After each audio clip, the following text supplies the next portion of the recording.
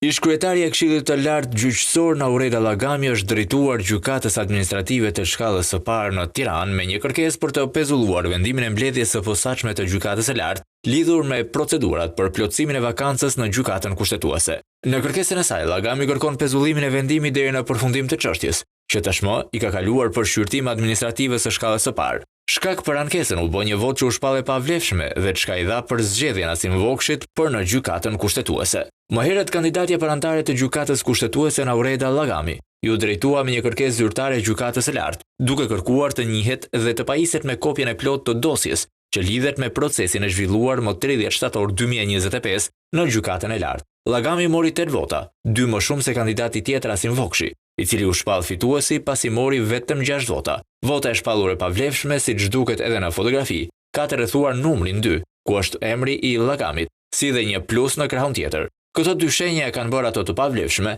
duke mos i mundsuar emërimin në Gjykatën Kushtetuese.